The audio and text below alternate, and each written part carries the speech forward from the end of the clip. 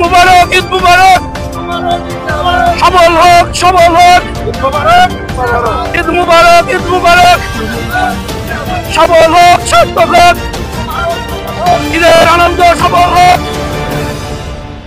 এবার শহর ছেড়ে গ্রামেও যুক্ত হয়েছে ঈদ আনন্দ র্যালি। পবিত্র ঈদ উল ফিতরের উৎসবে ভিন্ন মাত্রা যোগ করতে পাবনা জেলার সাঁথিয়া উপজেলার নন্দনপুর ইউনিয়নের পুষ্পপাড়া গ্রামে এই শোভাযাত্রা বা আনন্দ র্যালিটি অনুষ্ঠিত হয়।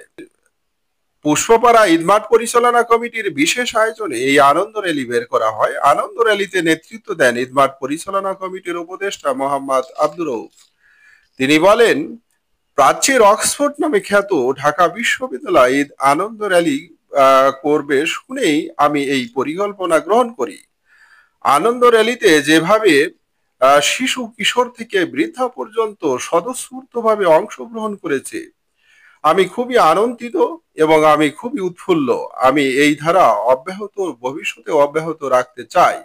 সম্মানিত উপস্থিতি, পাবনা জেলাধীন সাঁথিয়া থানা নন্দনপুর ইউনিয়নের পুষ্পপাড়া গ্রামের এই ঈদ উল ফিতরের নামাজ শেষে যে ঢাকা বিশ্ববিদ্যালয়ের ধারাবাহিকতা অনুযায়ী ঈদ র্যালি, ঈদের মিছিল, ঈদের আদালত উপলক্ষে তারই ধারাবাহিকতা অনুযায়ী পুষ্পপাড়া ঈদগাহ ময়দান থেকে এই অঞ্চলের প্রথম শুরু হলো ঈদের আনন্দ র্যালি।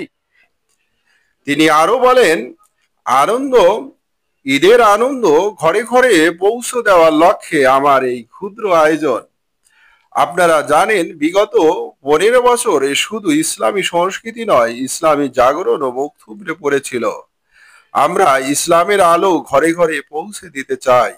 এই র্যালিতে যারা আমরা উপস্থিত আছি, তারা এই ঈদের উৎসব আমরা ভালোভাবে পালন করব। প্রত্যেকটা বাড়ি মহল্লা গ্রামে ঈদের আনন্দ পৌঁছে যায়, এটাই আমাদের কাম্য, এটাই আমাদের হক ঈদের আনন্দ। সবাইকে ধন্যবাদ, পুষ্পপাড়াবাসীকে ধন্যবাদ। আসসালামু আলাইকুম ওয়া রাহমাতুল্লাহি ওয়া বারাকাতুহু।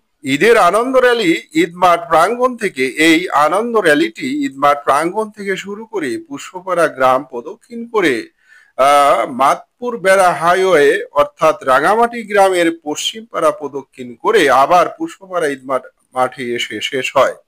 র্যালিতে অংশগ্রহণকারী শত শত মুসল্লি, শিশু কিশোর এবং যুবারা ঈদ মোবারক স্লোগানে আকাশ বাতাস প্রকম্পিত করে তোলে। এই র্যালিতে পুষ্পপাড়া গ্রামের জনগণ ছাড়াও পার্শ্ববর্তী সুন্দরকান্দি এবং রাঙামাটি গ্রামের পশ্চিম পাড়ার লোকজন অংশগ্রহণ করেন।